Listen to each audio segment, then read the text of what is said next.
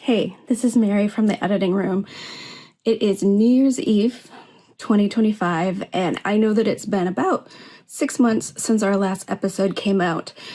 And that is because my husband and I were opening our own store, renovating it ourselves, and working on it really hard during the spring and summer.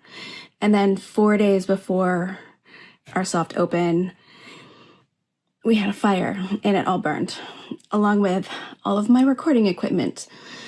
So I needed a minute, but I think that I'm starting to get everything a little bit more under control. I have a few episodes in the can that need to be edited, so those will be coming out hopefully very soon. And this is the first of them. So the news in these is going to be old. I'm sorry about that. Hopefully 2026 will be better. And Happy New Year, friends. Hey, get in here. Dallas is about to start. And we should be live. Let me go to Twitch. All right. We'll bang our way through this. Wait, what? Welcome to the Ewing Barbecue podcast, where we do not bang our way through this. My name is Imposter Mary, also known as Melanie. I'm still Josh. I have no subcontext here like our next co-host. Go ahead. I'm Brad. I'm the new proprietor of Cody's Cocktail Lounge, home of secret meetings and underhanded deals since 1984. Yes. Wonderful.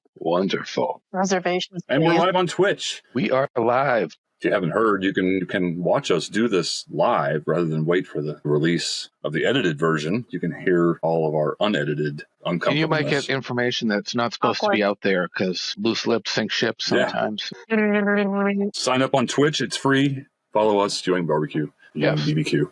And it's like I said, it's free to sign up for Twitch, and it's free to follow us. It's a great little perk. Mary and Sarah are off in San Angelo doing a little investigative reporting, gathering information this week. So Melanie is going to... We would like to thank our Patreon members. I'm running with it. We would like to thank our Patreon members at Rodeo Level and Up, Laura Bernheim, Carl Reinsch, Anita Wren, and Kristen Carlano. Thanks, guys. Cheers. Thanks for keeping this bourbon. Thank you so much. Keeping this bourbon full. Yeah, every time I hear Indelicato. Keeping the website active. Every time I hear Indelicato, means a lot. I think of that time we thought it was incognito. Yes. So birthdays, Josh. Any housekeeping? Any housekeeping quickly before? I know I have just a couple of updates. The South Fork Experience, there's going to be an auction now for the Yellow Rose Gala Foundation. That just came out. There will be some more guests announced. Awesome. Couple weeks, we will be having Deb Bernard and Deb Trinelli on. And then the following week, Cherie J. Wilson, Kathy Podwell, and Alan Catan are going to come on. And they're going to promote the South Fork Experience, but they're also going to pay tribute to their good friend Michael Priest, who passed away earlier this year. And I thought it would just be appropriate. We had them on with him a couple of years ago, but I just thought it would be appropriate to let them talk about him and remember him and stuff like that. Forward to that. Yeah. Amy Stock is also coming to the event. She played Lisa Alden. I forgot to mention that last week. May 16th through 18th, the Fan Expo in Philadelphia, Priscilla Presley will be there. So if you're in that area and you want to get over there, Priscilla seems to be working her way around the country on these one-woman shows, and she's got the book coming out in the fall and stuff like that. So yeah, she'll probably be hitting the road a lot after that book comes out. Yeah. Looking forward to seeing some tour dates there. I would love to see her at the South Fork Experience, but I don't know. Do they want to pull all the big names in the same year, or do they want to save some for next year that haven't been before, like Morgan Brittany and that sort of thing? No. So birthdays, death days. Okay. That just sounds awful. Peyton E. Park, who had a minor role in the show, if someone wants to look him up, his birthday will be May 8th, 1923 he was born, so I'm sure he is not with us anymore. Anna Michaels, who played Connie, May 9th, 1956, but unfortunately, she passed away May 23rd, 2018, so she unfortunately is not with us either, nor is Meg Gallagher. who passed away May 27th, 2000. She played Luella. Lawrence Haddon, who played, what's his name? Franklin Horner, died May 10th. Yeah, that's what they call him on the May show. 10th, 2013. He also played Dr. Mitch Ackerman on Knots Landing, who was involved in the theft of Valiant's babies. And Priscilla Pointer, who just passed. The Ewings know shady people. Priscilla Pointer, who just passed away, her first birthday would have been May 18th. And Steve Forrest also died May 18th, 2013. And Steve... This is our first show since Priscilla's passing. Yeah. Stephen Elliott, who played Scotty Demarest, he died May 21st, 2005. I will hold those others till later. But I have just a couple of one thing. I told them I would promote their podcast, so I just want to re-promote the We're Not Done Yet podcast with Donna Mills, Joan Van Ark, and Michelle Lee, and we may have the three of them on in July or do something with them in Dallas. I was talking with Joan earlier today, so stay tuned for that. That would be an exciting crossover. They're having a lot of fun with that. I've listened to the first couple, and if you're a Knots fan at all, give them a listen, because it's just like exactly what you would hope to hear them just chatting about their lives and since the show and a little bit about the show and all that. Really looking forward to meeting all of them. We definitely want to welcome them to the world of podcasting as fellow podcasters. It's exciting to have the spin-off on here and have some more podcasts to promote, one a week. So I just told some people, but that one's this week, and that's it. I'm now joining Twitch. Good evening, everybody on Twitch. Good evening on Twitch, yes. We got Lucas Knoll, who we know is Amy, Tom T, and Carrie Carver listening in. All good friends of the show. And we hope to see some of you down in Dallas or Richardson in that area in August. It's going to be a good time. You'll find us in the bar. Always.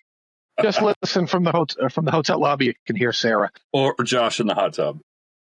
Hey, Carrie Carver joined me in the hot tub, too. So tonight we are talking about Season 7, Episode 18, number 149 in the series, 12-Mile Limit. It was written by David Paulsen, directed by Patrick Duffy, and aired February 3rd, 1984. Number one song in the U.S. that day was Karma Chameleon by Culture Club. Number one UK song, Relax, Frankie Goes to Hollywood.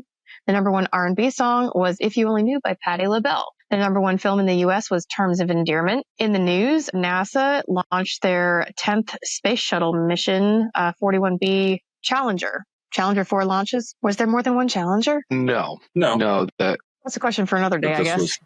This was before. This was before January 28th, 1986. Well, obviously, because... Yeah. But, I don't know. Sometimes, it's like Dorothy 1, Dorothy 2. Do we have more than one Challenger? No, this is the only Snowball 1, Snowball 2 on The Simpsons. Okay. There were, 5 space shuttles? Challenger, Discovery, Columbia. That's the ones I know. I remember those names. We saw one of them in D.C. this past summer. It's really, really cool.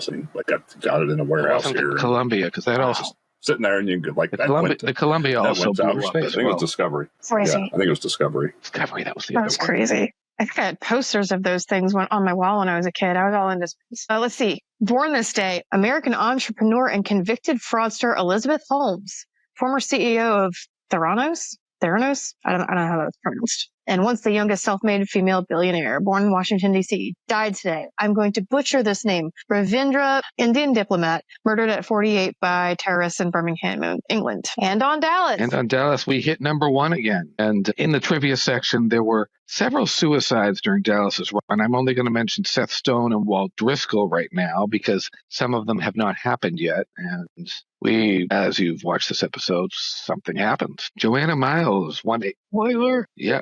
Joanna Miles comes on as Martha Randolph, Edgar's wife. She won a 1974 Supporting Actress of the Year for the performance in the TV movie The Glass Menagerie, which I've heard of, but I never saw. Mm-hmm. That's all I have.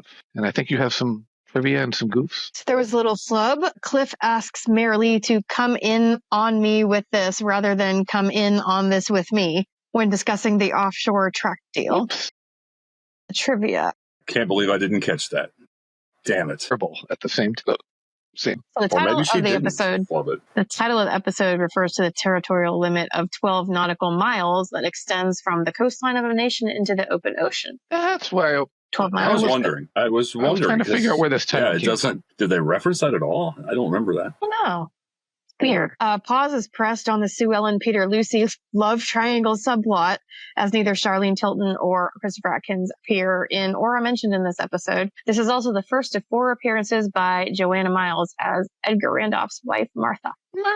So we open on South Fork. I love the And some when the horses galloping went across, and we actually saw someone riding the horse across one of the ranch hands, which was nice. A nice That's long cool. shot too. They just kind of hung there for a minute. Stock footage. Take it in. Not as long as they hung on Pam's house last week, and then slowly zoomed in. But It was like, they're clearly stretching a little bit. Some filler. Use that stock footage. So I want to know whose great idea it was for John Ross to be playing with weights like that are bigger than his head. Well, did he have a suit jacket on? JR's just like sitting there on the rowing machine. Was he dressed in like a little suit or a blazer? John Ross?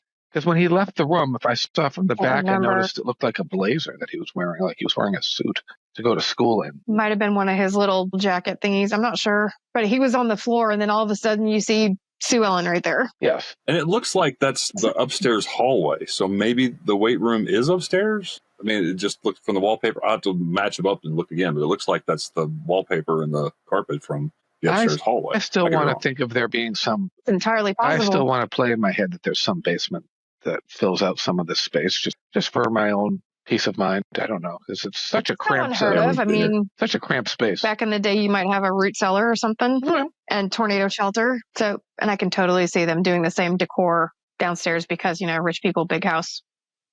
Absolutely. Having a weight room upstairs does seem silly. Yeah, you'd hear all that clanging. I'm going with the jock's office theory, though. If we're doing that, where we're just playing it in our head, playing make-believe in our heads, Headcanon. I'm going with the jock's office theory. That's solid. Because where did it go? What do they do? Just seal it up? Well, some people get very touchy about touching people's So here comes Sue Ellen. After they die.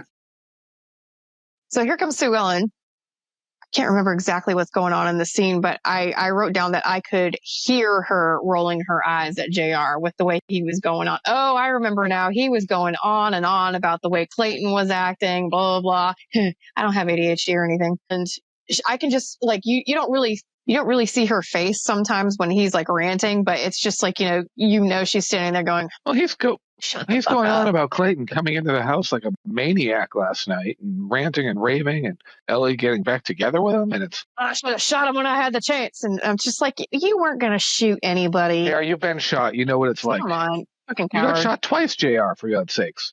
Once on a hunting trip and then by your wife's crazy girlfriend, and sister, or your girlfriend, her sister. I am my own grandpa. Well, they're progressive. In the world. So, yeah. So, JR is basically working off his frustrations just like Sue Ellen accuses him of. Mm-hmm. Totally. So then we cut to... Bobby comes in, though. Cliff and... Bobby comes in. Bobby does come in. And he knows nothing because he has not been home. Fantastic outfit, again. Yeah, for Bobby. The tank top and the oiled up arms. The reddish, rust-colored workout pants, cover-ups. Or whatever. Barely there, cover-ups. Those 80s short shorts that people sometimes wear, too. And I also noticed this is the first time I noticed how small that room was. But it's weird because in a later season, there's a hot tub in that room as well. Yeah. Forgot about that. Because Lucy appears in it, and that shot is in the opening credits in the later season. But you can really tell how small that room is. It's much smaller than Jock's office would have been. Or Jock's... That's why I'm going with the basement theory, that there's some rooms down the basement where Raul and Teresa sleep. In truth, this probably is in that hallway the set that they built. But yeah, we can make believe it's in the basement or wherever we want. Maybe they added onto the house. Meanwhile. Entirely possible. But yeah, meanwhile, back at Cliff's condo, he is seeing Afton is leaving. Yeah, yes. Afton's going to Atlanta as promised last week. Cliff is excited to see her go because he's going to Houston. And he figures, if she's far away... He can negotiate horizontally to seal the offshore deal. He's free to negotiate however he pleases as long as she's... Melanie's shaking her head. Whoa, no. Yeah, she's 3 states away, so why not? Martha Smith was a cast member of Scarecrow and Mrs. King. Okay, who is Martha Smith? She played Carol Driscoll? Walt Driscoll's wife. Okay, it was just came from out of nowhere up on the Twitch thing there. I was like, who? That was yeah. Okay, yeah. So You say Martha? What? Martha Smith. Are you running a search? Martha Smith. There's actually a Scarecrow and Mrs. King. Yeah, the Scarecrow and Who Mrs. is King that, though? reunion coming up at the Hollywood show as well, I believe, in June. Yeah. Oh, really? Nice. She played Carol Driscoll in the previous season. Priscilla is going to be at the Hollywood show along with Michelle Johnson and some Knots Landing people. I see. She's in Animal House. She's in a lot of. Who is it? Paul? Oh my God, Animal Paul House. Carafotes. Yes. Michelle Phillips, Tanya Crowley. So as Cliff is like walking her out the door, he said he called her kiddo. Did you notice that? Did you catch that? Cliff called Afton kiddo when he was. I didn't catch that, but that is in character for him. Yeah. Yeah, I know. I was like, that's weird. Because she could be his daughter. Well, and daughter's age. I know, and in the scene, that he's ushering her out the door because he wants to go seal the deal. And I'm going back to when she slept with what's Gil his name? Thurman. Gross Gil Thurman guy. Mm-hmm. Yeah, in order to get that deal for him and how pissed off he was about Hypocrite. it. And now he's just like, whatever. I'm going to go bang this person and close the deal. Whatever. I'm just evening the play. It's like, it's no different, dude. Score. And throughout the entire history of the show, did Afton have any boyfriends her own age? No. I mean, she's clearly got a thing for older men, JR, and then Harrison Van Buren. So on, such and such. Right. Yeah. Don't need to spoil it, but yeah. Spoiler. No, I didn't say what his, other than a boyfriend, I didn't say how it happened or what the context was. So, but yeah, so she leaves. So then she leaves, and then we cut to Ewing Oil. Mm-hmm. JR is getting the lowdown on some fields. Right. The offshore leases from Richie or Richard. I didn't catch it. I listened to it twice, and I wasn't sure if he said Richard or Richie. I got the name Richie because I always try to pay attention to these no-name characters to see if they are given a name during the scene, so we can have some context of who the person might be instead of. Sure. JR is talking to no-name person who is advising him against going in on this offshore tracks alone and stuff like that. Blah blah blah. But in case it comes up again, but I don't think we've seen him before. JR's like, well, maybe. And then it's like a light bulb goes off. He's like, I'm going to pass this Clarence.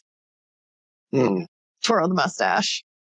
He mentions a few other people, a few other companies that we would be bidding. Westar, Four-State. I don't know if we've mentioned. We don't hear much about Westar in the early years, do we? Not since JR stabbed with Jeremy Wendell in the back on the sale. Right.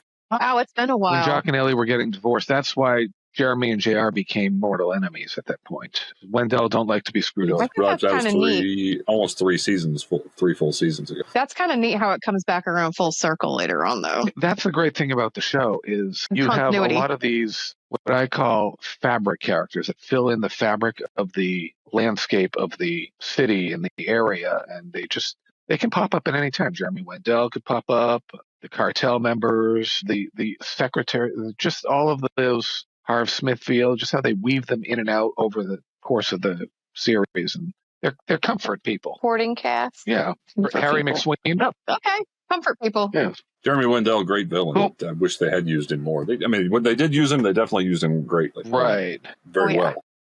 And I think he only got dropped from the show eventually permanently because he asked for more money. But they were using him a lot more. And he is now the oldest living cast member at 97. So Richie leaves. Sly comes in. JR's like, hey. So, Sly, this is what you're going to do. Going to get you ask Cliff for more money, and then you turn over the information on these leases, the reports on these leases, which he names a few of them. Gold Canyon 340. That's the only one that stood out because that's the only one that matters, right? The other two, it's 318 or something. All right, Sly, it's your turn to go commit extortion now. Right. Yes. Passing the baton. And Cliff will respect her or believe her that she's corrupt because of this. And that way he won't suspect that JR is behind this. And this is such a well thought out plan, really. Even comes to head later on. It's like in this episode, like, man, this is just brilliantly crafted. Well orchestrated. Wow. Twirl that mustache, Melanie. Hand it to him, dastardly. But will it back? I love when Elio goes and visits Ray and Donna's house. It's always a nice. Oh my God. She sticks her head in the back door. Like, your car's in the driveway. I know you're home. I mean, I'd love to be able to have that kind of relationship with people, but man, yeah, it really was more of a thing. You really did you go to somebody's house and just knock on the door or just walk in. We used to have people come in and we never used our front door, right? Like the doors from the garage was how people entered our house, and people would just some randomly, not frequently or anything, but Friends, just occasionally somebody would just show up.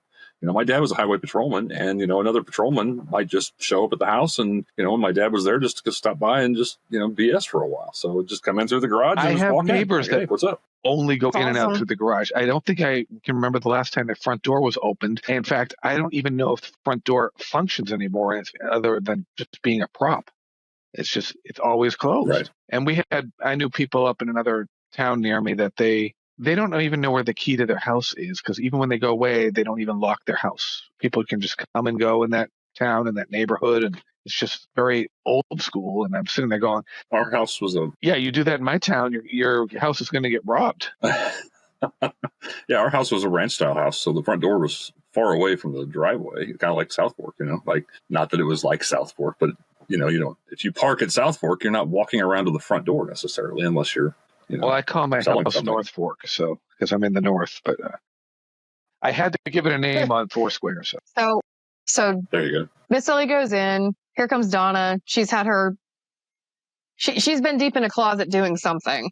She's carrying bins or something. I don't know. She was dressed up to do housework. Take that look off your face, Josh, because not all of us have the mind of a 50-year-old man, apparently. I'm sorry. 15-year-old? Yes, I have the mind of a 15-year-old. Nice save. Yes. That was quite a look. That was a look. That was an expression. I'd never seen anything like that before. I was looking away, damn it. Yeah. Rewind. Damn. Where's the DVR remote here? You ever do that in real life? I want to rewind that for a second, grab the DVR remote. Like the movie Click with Adam Sandler. I wish I could. When he had the remote control. Wow. So they talk about the mastectomy and Clayton and just how Miss Ellie didn't know that Donna knew about that, but she's been around for a while, so she found out. Not something she openly discussed, but yeah, Miss Ellie's she still feels uncomfortable, and she's upset. She even starts to yell at Donna a little bit and then backs off, but she's still uncomfortable about being intimate with Clayton. Even though he was great about the whole thing. Talking about something and actually seeing it in person are completely different, because when you see something, as Clayton will allude to later, you might have a reaction subconsciously that you aren't aware of, that the other person is going to pick up on, and that could trigger something in them. So it's really not safe ground until they have that first moment where he sees the results of the mastectomy in person. A couple of the discussions here get a little bit close to uncomfortable. Yes. And it's great. It's great seeing Ray and Donna as, again, similar to, I keep going back to Karen and Mac on Nutsland, just that couple that can help people and talk them through. You can go to that are, yeah. But we start talking about old people's naked bodies. It's needs an ironing. As at our ages now, we all do, right? Speak for yourself. Cliff gets it. Miss Wells calls Cliff Miss Wells. Is that Swell? Yes, that's how Jackie says. There's a Miss Wells on the phone for you, but it's really Sly. Cliff, yeah. That's right. It's a good code name there, Miss Wells, as in oil wells. Everybody's into the subterfuge. There's a few of those in this episode. Yes. Miss Wells. I don't want everybody to know who I'm calling and what my business is. So Miss Wells, who's actually Sly, calls to organize a meeting at my new place, Cody's Cocktail Lounge. Well, that's what Cliff suggests. Were you working the bar that day? Did you see them there? No, I said I knew. I know. I've just started the place. Okay. If anyone, because I want the lowdown on what's going on. You want the tea, as Mary says. Yeah. I Texas tea. Yeah, you're working the bar, you'll get it all. And that's probably where if anybody on Twitch has any comments or about scenes or things in the episode, just feel free to type them in there. We have it open so you can interact with us. We love the interaction. That's it. I'm talking to you, Carrie Carver and Amy Hara. So he hangs up. He says, "Let's meet at Cody's," and he hangs up without saying goodbye. Rude. And just like comments to JR, not without saying goodbye. How rude, as Stephanie Tanner would say. It's Cliff. The first half of this episode is pretty dry. Like last week's episode, I was like, are we doing this again? It's just trying to plod along. And a lot of short scenes, a lot of short little bits to remind you of things. They kind of, rehash the whole mastectomy thing to bring everybody into the loop. And then where were we at? Ray and Clayton are out wrangling cows or whatever. And Ray gives them a hard time about not showing up at sunup. And then they talk about Clayton's conversation last night with Miss Ellie. Right. And we have Phyllis said, Bobby, your tenant is here to see you. Well, I skipped ahead. Phyllis, Sorry. I skipped Phyllis ahead. doesn't know Jenna? It's okay. Perhaps. I'm thinking Jenna asked Phyllis to say that she was his tenant when she was in the outer office. That's entirely possible. Because she was there to pay her rent early. Funny. That's right. When I was watching that, I was like, come on, Phyllis, you know who that is. But now that you put it in that context. Yeah, it was a joke. It was Jenna trying to be humorous to Bobby. But, and then he almost tips her over in the chair after hearing about Charlie's fantasies of Jenna buying back the Wade Ranch and having all that money again and stuff. Charlie, the life of a teenager with her fantasies bouncing around. Oh, marry Bobby, move to South Fork. Oh, Mom, you're going to buy the ranch and you're going to live at this ranch and we're going to ride our horses. So make up your mind, girl. So they go out to lunch. That's a quick throwaway scene there. Let's go to cocktails now, shall we? Cocktails. I love that Sly learned how to extort. Yeah. Love it. Gave so much, just rounding out her character. Like she's not just this sweet, secretary. Sir. Yes, sir. Yeah. It's good that we're at this point. $1,000, please. It's good that we're at this point in the series right now. And in a week and a half or so, Bernard will be on with us so we can talk about some of this a little bit and just rehash. She's shaking Cliff down for the geological reports. She asked for $10,000. And he thinks that's outrageous, but he'll let her know. He's a cheapskate and he's got to go back and think about it. Yeah, sure. Absolutely. Well, wouldn't anybody, but yeah. He kind of acts like he's shocked at her, like in this scene and in the next one with her. I'm just like, because this is a special circumstance. This isn't just. It's basically what he's been asking her to do. This is a special episode. Still going to be like, this is a special. She's extorting him now. Stay out of the back of the bicycle shop, Dudley. Stay away from Gordon Jump. Somebody spliced together, and I'm sorry, I keep just going sidetracking here, but somebody spliced together a group of those very special episodes from 80s comedies, and there was one from Webster that was like, oh my God, I think if I saw this when I was a kid, I'd be like, okay, whatever, this is just television. But watching it as an adult, it was total, like, wow, like we really watched this as kids? Different Strokes, another, like, wow, that was disturbing. I can't believe our parents let us watch that. But anyway, yeah. How do you feel about The Office now? So she calls JR.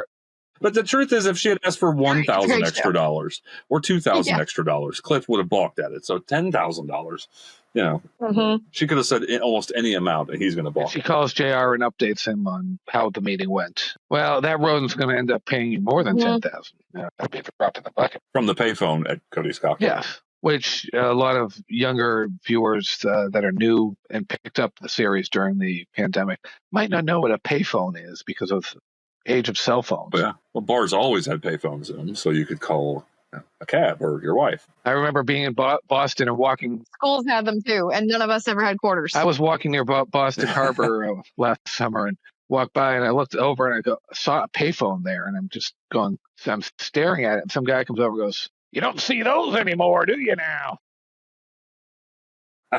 I said these kids wouldn't even know what to do with that thing. They'd look at it and go, "What is that?" I've heard there's a challenge now where you give somebody from like Gen Z or Alpha a rotary phone and ask them how to dial. No. There are YouTube videos, yeah. Yeah.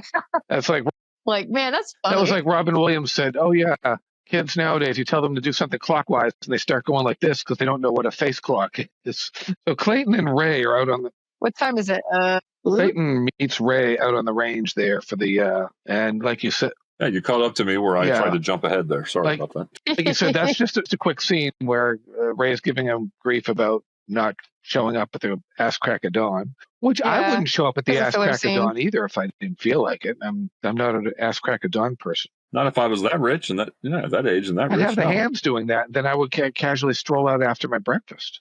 And maybe a swim in the pool. I need a timeout. I will be back. All right. Let's go to our emails. Do we have any emails from the audience? Yes. You guys can keep going. I'll just go back in. All right. Yeah, So here we come. Pornstash is here to take Pam to lunch. He doesn't tell. She was supposed to be with tell her Catherine. where he's taking her. He says he's just taking her out. That's true. And says, Jackie. That's true. Jackie, that's what you I got to wrote. cancel whatever's going on with Catherine here. Just say, went out, and we'll be back next time, blah, blah, blah, blah, blah.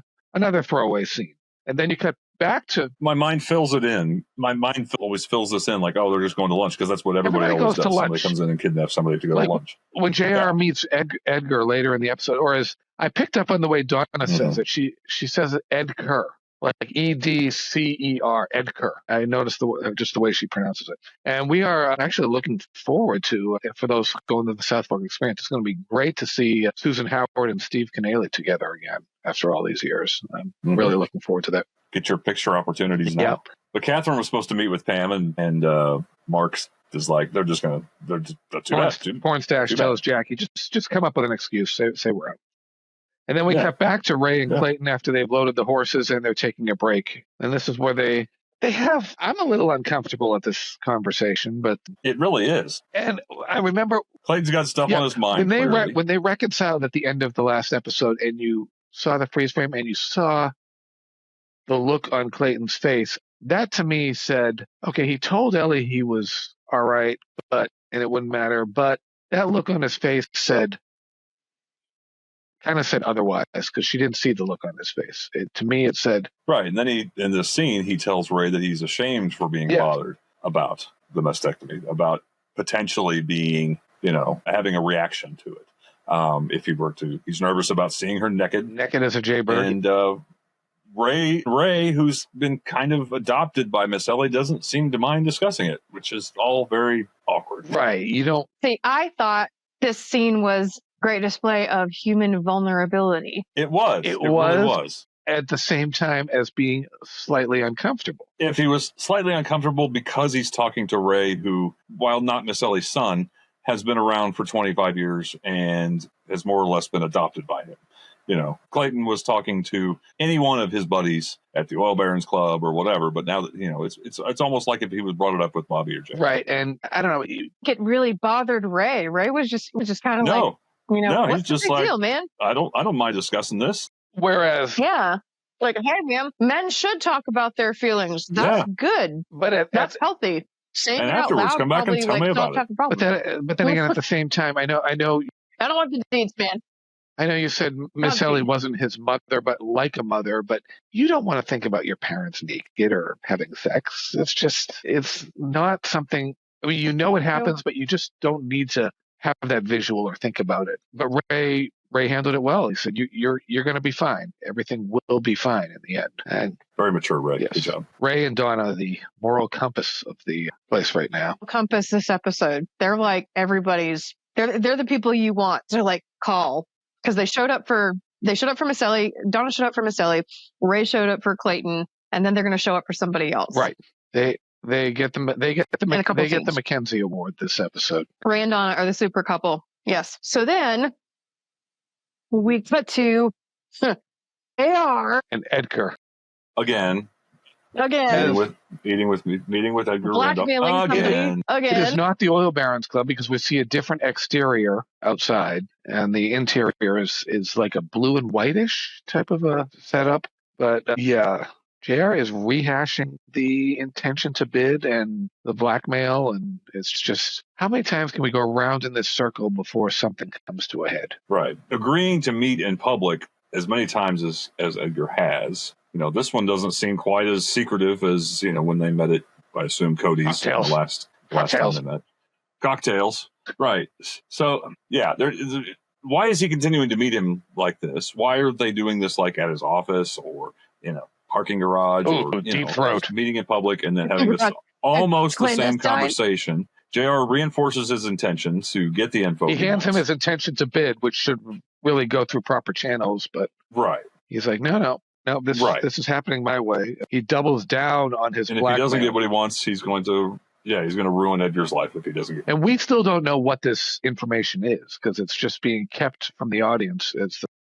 kind of like a MacGuffin of sorts, and it's there. Very curious. They hadn't thought of it yet. That's a good point. Writers hadn't thought of it yet. It has to be something very horrific to lead to what's coming up in this episode, I'm assuming. Yeah. Porn stash. Yeah. He pulls up to a ranch, which I don't like the look of this ranch. It doesn't. It's not really. warm. No. It's not cozy. It's not. It doesn't feel like a home. It feels like the lodge. There we go. Hey, look what we found. Porn stash. He wants to have a home outside the city where he can have cattle and ranch. Okay, so he wants Christopher to grow up in. Because Porn Stash wants to give up his Porn Stash lifestyle, and he wants to put a ring on it. Yeah, turn it up and draw him out, will you? He wants to put a ring on it, and not a cock ring, either, a wedding ring. And Pam is like, "Well, I just got divorced, man. This isn't no, this isn't yes, this is maybe." But Porn Stash, he doesn't like maybe. I'm going to keep asking you until you cave and accept this ring, accept my invitation to marriage. And she says, "You're a really great man, and your answer will come a lot sooner than you think." Porn Stash out. I like it. I know what the problem is. There's no fade out. It's just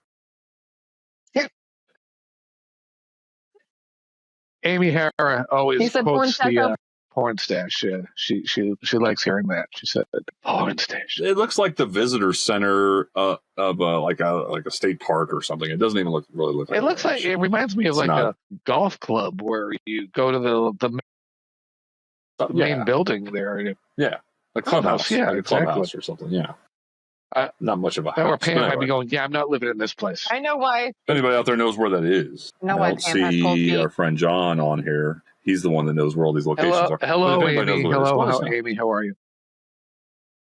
I also want to know if anyone out there knows. I don't know if it's been discussed, but what is the location of Cliff's apartment condo complex? What that exterior is located?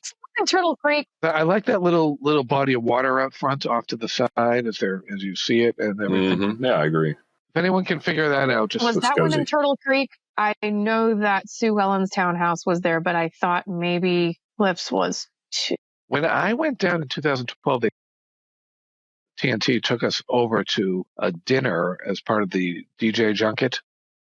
And it was at a mansion in Turtle Creek, some rich lawyer's house. And Larry, Patrick, Linda, and Brenda Strong showed up. And everybody but Larry left after cocktail hour, so he stayed for dinner. And I remember sitting at his table, but that was in Turtle Creek. And what a fancy neighborhood that is. To Larry's credit, he went in the kitchen after and thanked everybody who prepared and served the meal, because that's the type of man Larry was. True class act right up to the end. That's my Turtle Creek story. So she promises she'll answer him soon. So we'll just put that aside. Let's bookmark. Put a pin in it for now. Now, I would like to put a pin in somebody in this next scene. Right in his ass. Yeah. JR meeting. It's night. It's JR's office. Harry's there. You know, Uncle Harry, and he's not wearing his plaid type fancy. He's wearing a black suit jacket. Oh, I skipped ahead. Oops. He's wearing a plaid. Uncle He's Harry. wearing a plaid jacket. Not wearing a plaid jacket. It's a black. He's dressed very. Well, he's being paid very well. He's been upgrading the wardrobe. Very plaid jacket. Oh my God. It's almost like the fucking wagon. Harry's plaid jacket. And JR said, "Oh God, does Jock have one kind of like it too?" Yeah, and JR sends Sly home. It's like, again, at night with the people working at the office, they don't leave until they're dismissed. I mean, most businesses have set hours and you go home, but not Ewing Oil. Crazy. Yeah, we mentioned that last week. I'm looking at this. I know your name is Melanie, even though I'm looking at the screen and it says Imposter Mary. So that's freaking out. Anyway, Mary. like we Faux talked Mary. about that last week, like how the secretaries just seem to hang around until they're dismissed. They don't just leave at 5:00. Although it's possible that maybe they're scheduled till 6 and it's dark now. Thank you so much.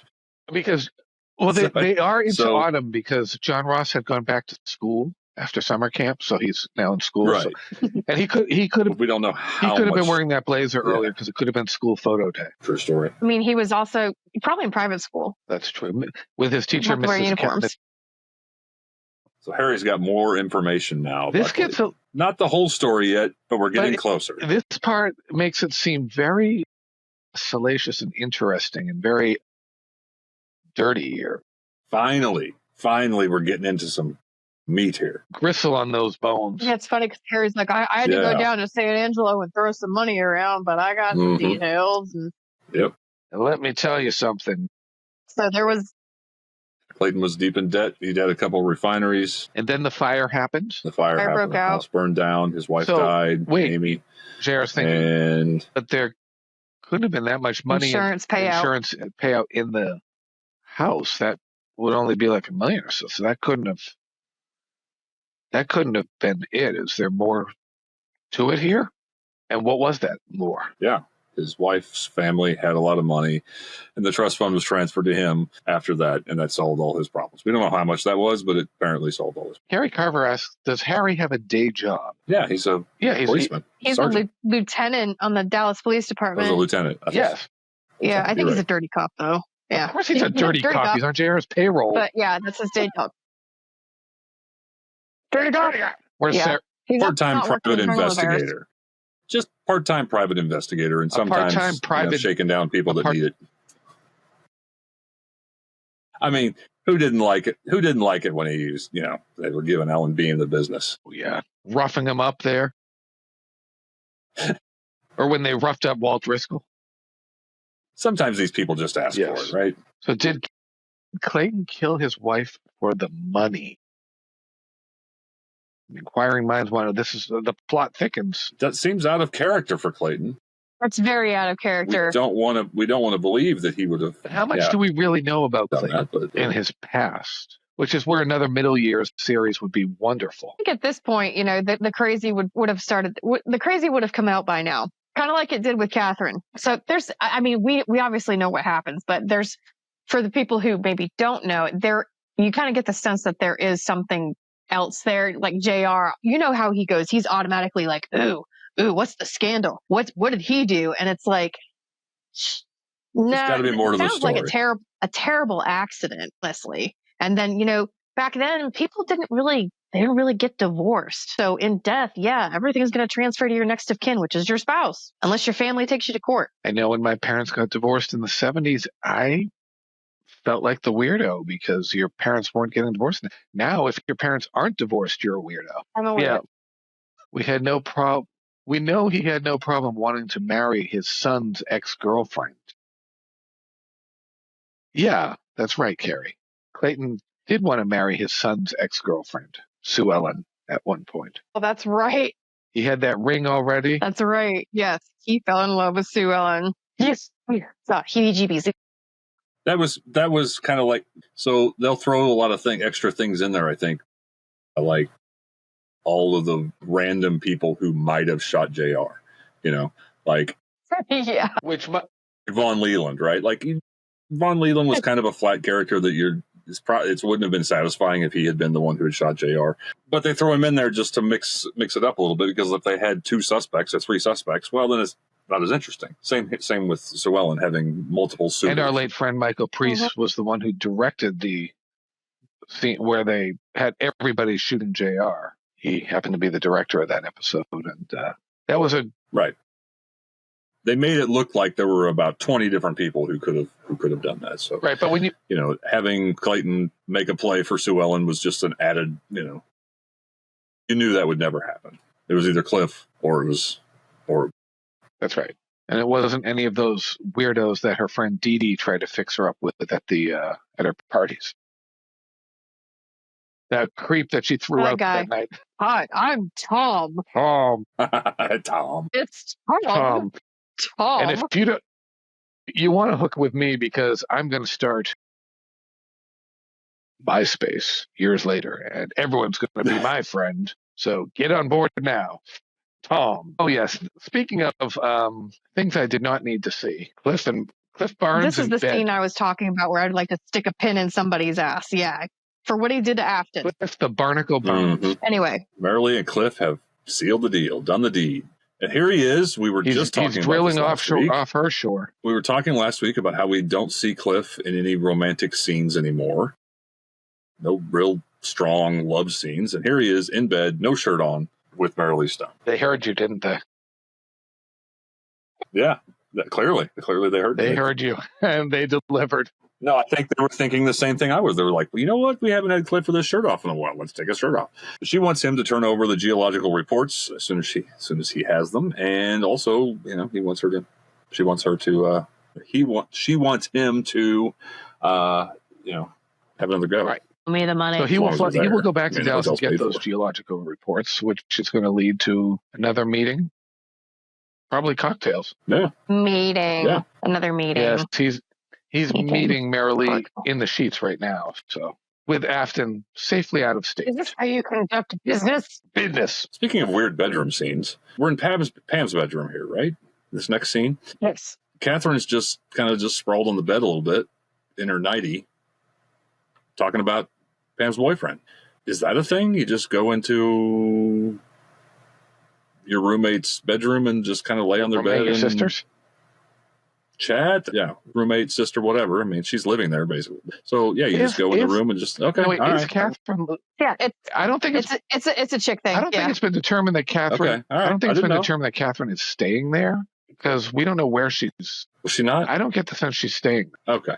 Well, even weirder then if she's wearing what she's wearing there. Maybe she's staying overnight right now. I don't know. Or is it Catherine's hotel room that Pam is visiting? I don't know. Doesn't Pam go to the... Oh, no, it's freezing. No, I was going to say, I thought Pam went to the mirror. Went to the... Okay. I thought Pam went to the table there in front of the mirror and got something for her face or whatever. So maybe, I don't know. Yeah. I should pay more attention. Well, I get too busy typing notes and not paying attention. Right. I thought I thought the walls and these color in the room looked a little darker than what would have been in Pam's bedroom, which seems like a lighter tone. So wherever they were in some bedroom talking about Pornstash's proposal, and Pam goes back and goes, "Well, as much as I care, but he's not Bobby." Mm-hmm. I was like, called it. That's the issue. That is the problem. He's not Bobby. He's not Bobby. And Catherine can't hide it anymore. She's getting those. And Pam is completely oblivious. She's just going, and Catherine's like, you can see her seething. You see those buggy, crazy eyes? Like you're sleeping. You see those buggy, crazy eyes? And she. Yeah. And they get even crazier when she learns that Pam and Bobby had lunch. She's pissed. God, yeah. Yeah. She's more pissed about that than when Pam tells her that Bobby and Jenna are now sleeping together, something she learned at the end of the conversation. And if this were a cartoon, you would have seen smoke coming out of Catherine's ears. Yeah. Yeah. Catherine thinks she's got the Jenna situation under control. She thinks she can handle that, but she cannot handle Pam reinserting herself into Bobby's life. You mean that waitress? It's so funny to listen to her. It's so funny to... It's on. Or are you just talking over me like you usually do? Running with a train of thought. But what were you trying to say that you got run over? Can't remember now, dude. Carry on. Now, what are you drinking this evening? We never did drinks. I'm drinking some of the homemade THC seltzer that me and Chad made a few months ago. I almost went in today to the cannabis store near here and got cannabis soda, but I still have to get through. I still have to get through a couple chocolate bars here. So, but yes, and they're opening up a cannabis store right near Fenway Park in Boston, or in the same neighborhood. So that would be great to get some edibles and go into a game, or we can just have Omri bring. You're at a game. You think it's a concert? We can just have Omri show up with another grocery bag of product. So then we cut back to South Fork, right? In the dark, in the kitchen? The South Fork soundstage. Bobby's sitting in the dark in the kitchen. Yeah, he's sitting in the dark in the kitchen. Miss Ellie turns the light on, and I could have sworn that the light was coming through the window that makes it look like it's broad daylight outside. Mm-hmm. After we've established that this is night. But anyway, she turns the light on. You can see. He tells her that he thinks Clayton is a wonderful, perfect fit for her. And she thinks it's strange to see him and Jenna back together. And she kind of recounts things, his love life for the benefit of the audience and anybody who hasn't been paying attention for the last 5 years. So it's great how they're always going back over these things and makes it easy for someone to jump in and kind of catch up. Which is why they were number one for so long, because it was easy to jump in and catch up. Yeah. See, and he's sitting there with that giant pitcher of milk, and I'm like, dude, let us have some cookies. How does anybody sit there and drink a glass of milk like that? I cannot. Damn. I know. Okay, it was the 80s, right? Milk does the body good. I get it. Holy shit. I cannot fathom that anymore. I don't. Without like a fistful of like chocolate chip cookies with it. I don't even drink milk. A glass of milk to me is not appealing anymore. I don't like milk, no. Cook with it, but that's about it. I don't drink it so much as I used to. Very rarely would I drink a glass of milk. But yeah, I don't even put milk in my cereal. I don't like.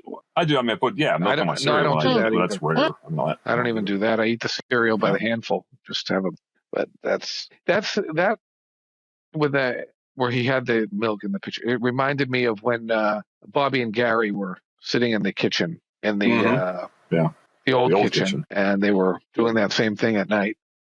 Did they have cookies? I don't know. But Ellie comments how everything has gone full circle for Bobby, how Jenna was there, and then Jenna was gone, and Pam is now gone, and Jenna is back, and Bobby recounts, whatever happened to my days as a carefree bachelor, playboy, and stuff like that. And Ellie said, that carefree playboy grew up. Nice way to put it. This is where we get into some gristle in this episode, this next scene. Mm-hmm. It's heating up. Things are heating up. It's like that. We meet Martha Randolph by phone.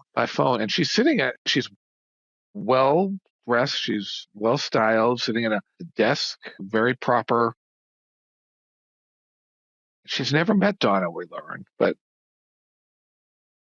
she thought to call Donna because of the connection to. But she has her home phone number. I've never met you before, but I have your home phone number, so don't think I'm a crazy, creepy stalker. I was probably sitting in Edgar's Rolodex. Probably. To be fair.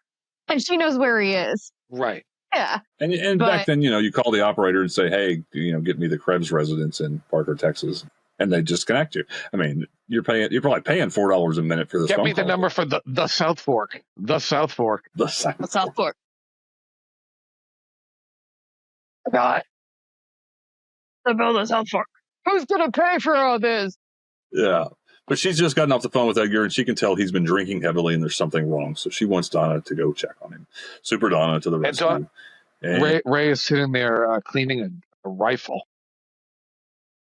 Mm-hmm. Yeah, because that's what he does. It's funny. Yeah, and she's like, you going to go with me? And he was like, let me get it.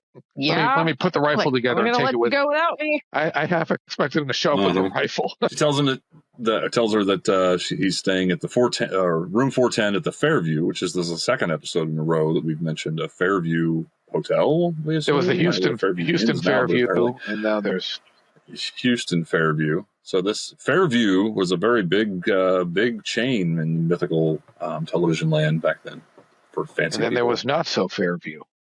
That's the motel, sleepy. JR bringing breakfast to Sue Ellen in bed. He's groveling. Oh yeah, he's trying so hard. He's trying so hard. No, he's actually trying to pry her for information. Right. He always. But first, did you catch? Sure. She said she felt a little queasy. But anyway, he says he'll have to accept Ellie's marriage, and Sue Ellen encourages him to do so. And then he starts poking around to find out what does Sue Ellen know about Clayton's past. What does he know about the fire? And he also remembers bringing her breakfast in bed in the old days, too. And maybe I'll start doing it again.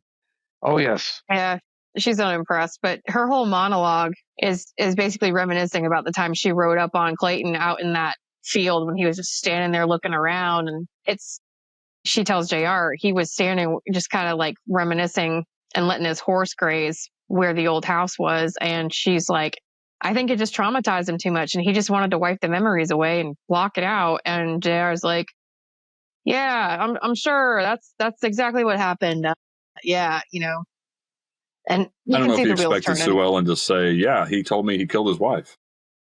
Yeah, exactly. Like, even if Sue Ellen did know that, she fucking tell you right now, dude. You can't really add much more to the story other than just that one bit that she saw and learned that the house burned down.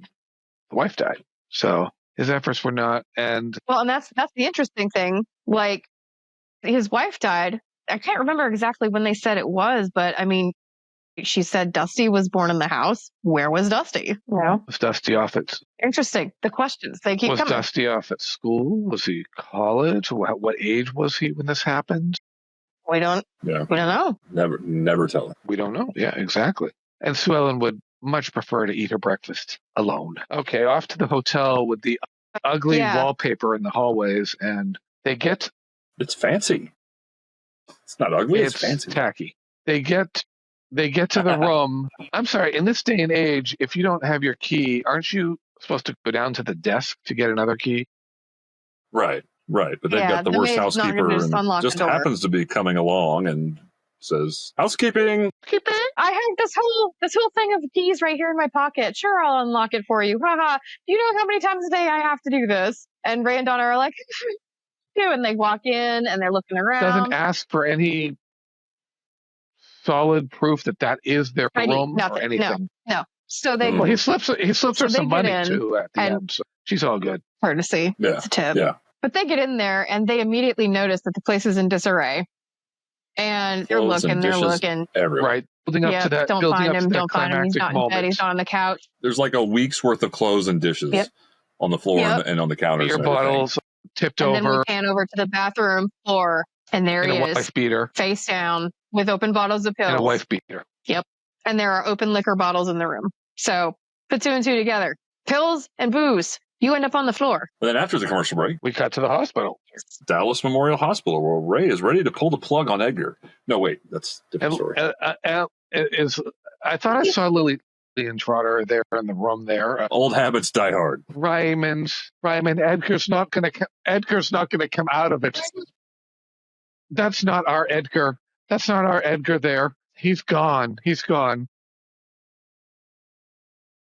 No, wait. He's alert and talking. Yes, he is. He is in denial. That ain't just a river in Egypt. He denies having attempted suicide. Right. Yes. Denies having attempted suicide. He claims he forgot. He took the pills, and then he drank too much. So he took sleeping pills to help him sleep. Couldn't go to sleep and decided to drink, having forgotten that he took sleeping pills. Which Donna and Ray let slide while they're in the room, but as soon as they get out in the hallway, because the doctor's coming to do some more tests, they're like, "Yeah, we don't buy that. We don't buy that. If you buy that, then I've got some oceanfront property in Nevada for you." Yeah, no, it's not. No, Donna. They immediately tie it to JR. Donna thinks it has something to do with JR. Yeah, she remembers her conversation from last week. Pieces it together that JR is blackmailing. That must be it. Well, let's go see old JR ourselves, because I'm a rough and tumble cowboy, and I'm going to rip his head off. Start another fire. That's right. And have the set walls shake in the background, wobble. Yeah. Have the glass pane at you and oil just kind of wobble, like back to cocktails or slut. That sounds a little snippy. He is a little snippy. He sounds very annoyed. He does not appreciate being extorted. No. He's angry about the extortion. Do you know how much that's cutting into his Chinese food budget? That $10,000? Yes.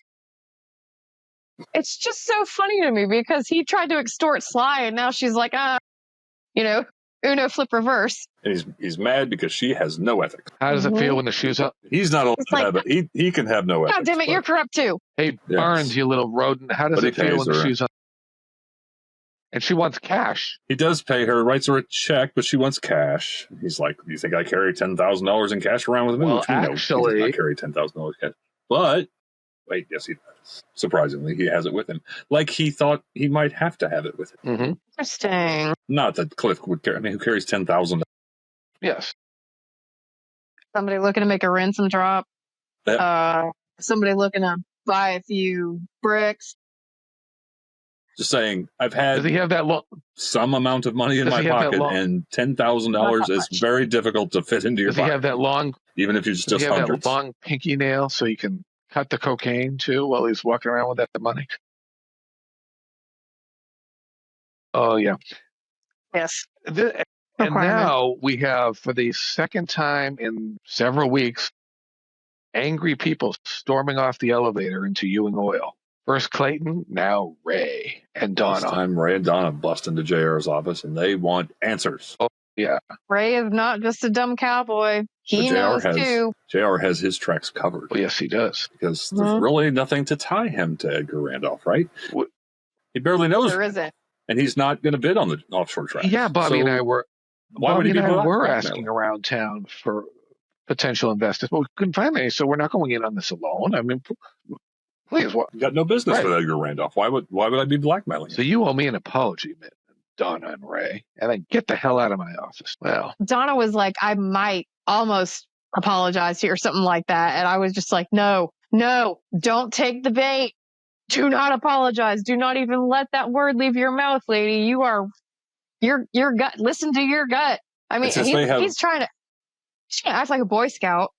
You can't do it. Since they have no clue about him trying to scam Cliff Barnes, it's believable. They really, like, okay, crazy. Well, they're still suspicious, but there's really no evidence here, so they just have to leave empty-handed. You can tell it's driving them crazy. Because JR, he has a point. He was like, he did pretty good covering his tracks, but they have every right to be suspicious. Very suspicious. Spot on.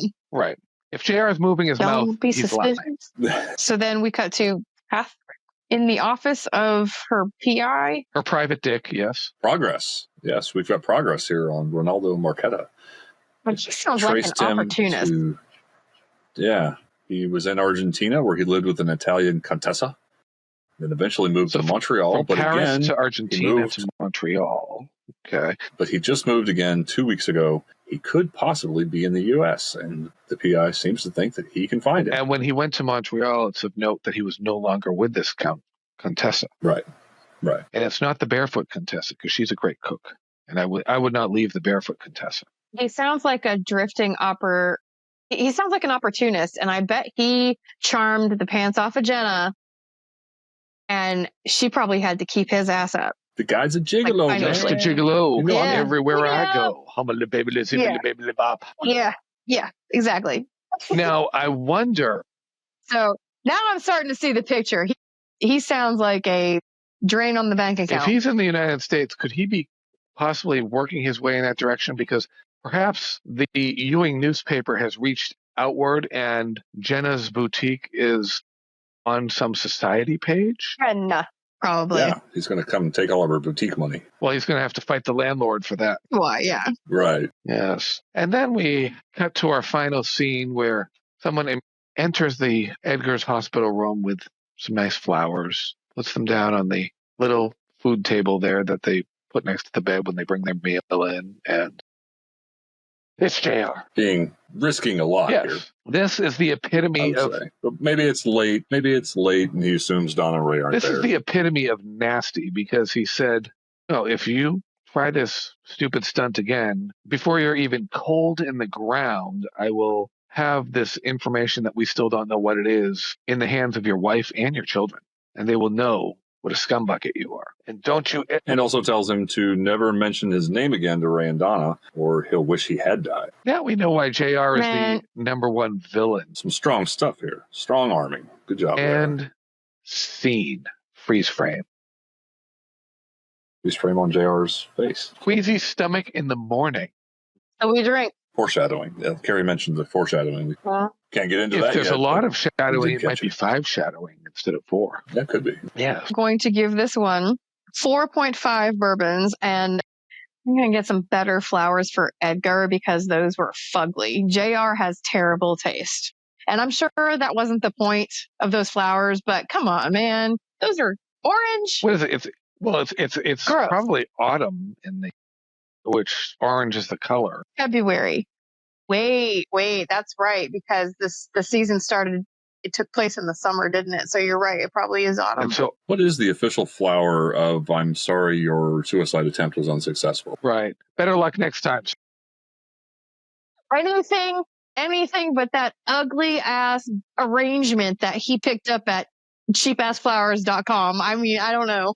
I'm sorry. We didn't have .com back then. They didn't have Google .com that later. back then. Let me Google that real fast. There was no Qu'est-ce que c'est internet back then. I mean, like I said, but the first half of this episode was just like a bunch of short clips, and was like last week. I'm like, ugh, this is brutal.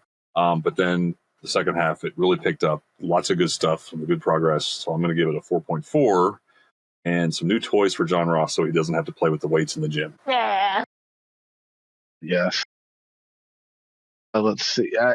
It definitely started slow, but whenever there is a potential dead body in the episode, it definitely picks up.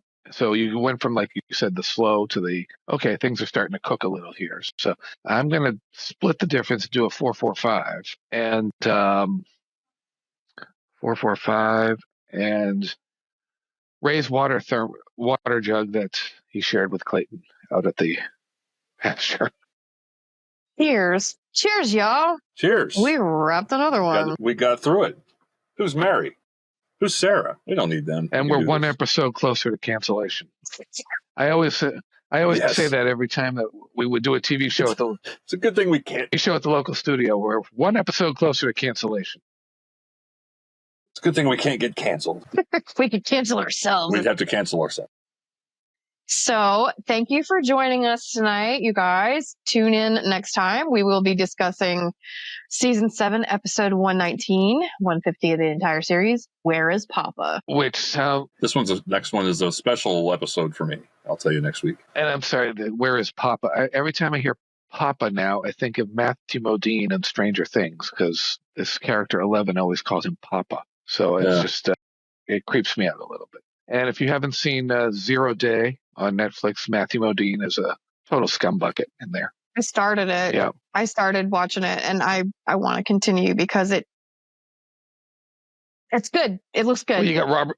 I have 120 things on my list. Robert De Niro. You got Angela Bassett, Connie Britton. It's all people I like.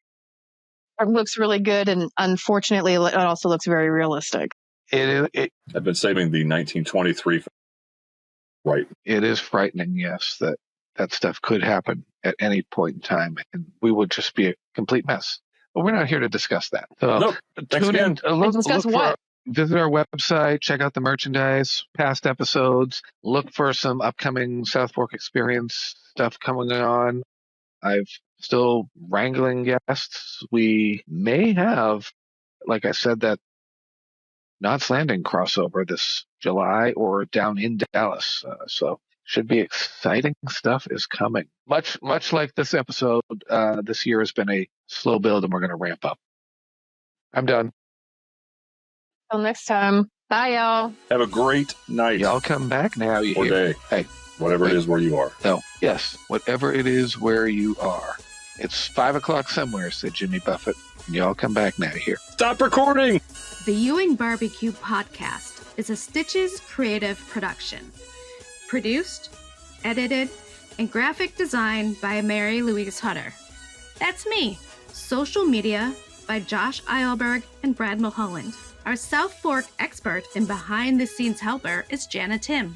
Please check out our website, ewingbbq.com, for all things Dallas and Ewing barbecue related. Copyright 2025. Sit, Bela Lugosi, sit. Good dog.